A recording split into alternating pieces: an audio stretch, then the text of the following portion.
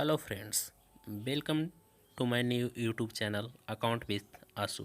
आज हम लोग इक्विटी और प्रेफरेंस शेयर के बीच के डिफरेंसेस को समझने की कोशिश करेंगे। तो चलिए शुरू करते हैं। जैसा कि आप लोग अपने स्क्रीन के ऊपर देख सकते हैं, मैंने इक्विटी शेयर और प्रेफरेंस शेयर के डिफरेंसेस को कॉपी कर रखे हैं। तो सबसे पहले मीनिंग की बात करते हैं।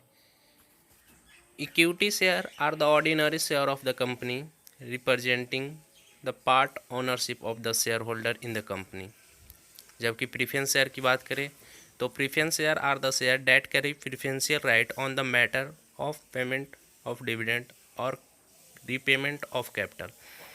अगर हम इंग्लिश की बात करें तो सारे लोगों को इंग्लिश में यह डेफिनेशन काफ़ी हद तक नहीं समझ में आएगा, तो अब हम लोग अपने मातृभाषा हिंदी का प्रयोग करते हैं।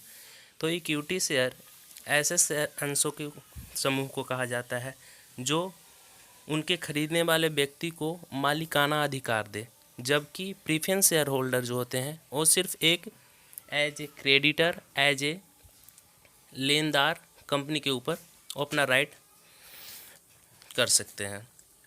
अगर डिविडेंड की बात करें, पेमेंट की बात करें, तो दोनों को पेमेंट डिविडेंड के रूप में ही होता है, जबकि प्रीफरेंस शेयर होल्डर को पहले दिया जाता है क्योंकि इनके पास कुछ प्रीफरेंशियल राइट होते हैं। जबकि इक्विटी शेयर जो होते हैं उनको इक्विटी शेयर होल्डर को पहले नहीं, उनका सबसे लास्ट में पेमेंट होते हैं क्योंकि वो मालिक होते हैं कंपनी के।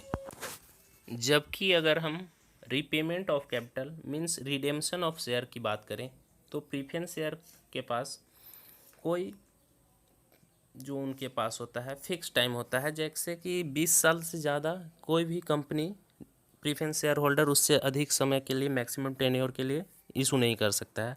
लेकिन अगर हम बात इक्विटी शेयर की करें तो इक्विटी शेयर जो होता है वो अनलिमिटेड पीरियड के लिए ऑफर किया जाता है, जो उसके लिए इच्छुक कस्टमर होते हैं, इन्वेस्टर होते हैं उनको। तो हम देखें कि इक्विटी शेयर जो होता है वो बाइंड अप के समय ही उनका पेमेंट होता है क्योंकि वो कंपनी का मालिक है।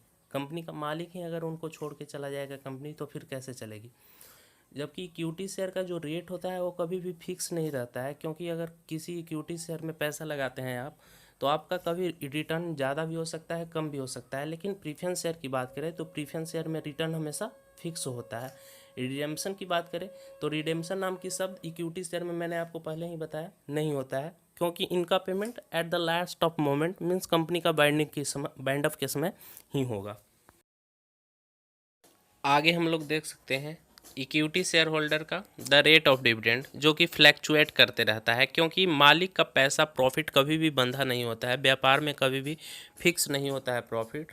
तो इसके लिए उसका जो डिविडेंड है उसका रेट भी फिक्स नहीं होता है। जबकि प्रीफरेंस शेयर होल्डर की बात करें तो प्रीफरेंस शेयर होल्डर का डिविडेंड फिक्स होता है। अगर रिडेम्पशन की बात करें तो इक्विटी शेयर होल्डर में रिडेम्पशन नाम का कोई शब्द ही नहीं होता है, जो कि सबसे लास्ट में मीन बाइंडिंग अप के समय ही कंपनी को इक्विटी शेयर होल्डर को पेमेंट करना होता है। अगर प्रीफरेंस शेयर होल्डर की बात करें तो प्रीफरेंस शेयर होल्डर का रिडेम्पशन का एक फिक्स पीरियड होता है, जैसे 5 साल, 10 साल, 15 साल, 20 साल, मैक्सिमम 20 साल।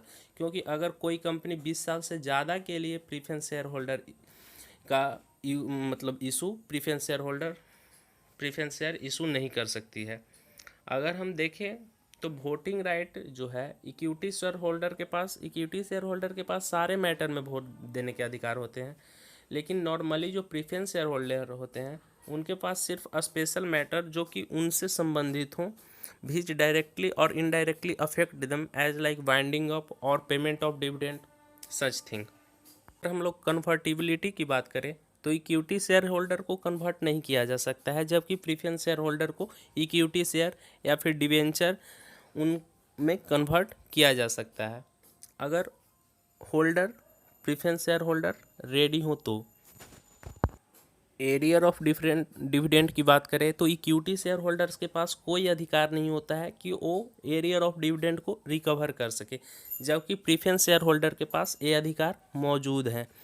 अगर एक बात और बताना चाहूँगा यहाँ पे कि अगर प्रीफरेंस शेयर होल्डर को कंटिन्यूअसली 2 साल तक उनके डिविडेंड का भुगतान नहीं किया गया तो वो प्रीफरेंस शेयर होल्डर जो है वो इक्विटी शेयर होल्डर के रूप में ट्रांसफ़र हो जाते हैं। जैसे हम देख सकते हैं mean If preference shareholder are not paid dividend for continuously 2 years, then they can get voting rights on all matter as like equity shareholder. अगर 2 साल से आप इंटरेस्ट पे नहीं कर रहे हैं प्रीफरेंस शेयर होल्डर को, तो उनके पास ये अधिकार है कि वो आपके इक्विटी शेयर होने का दबाव बना सकते हैं। अगर आपको हमारे वीडियो पसंद आई हो तो हमारे चैनल को लाइक करें, सब्सक्राइब करें। Thank you.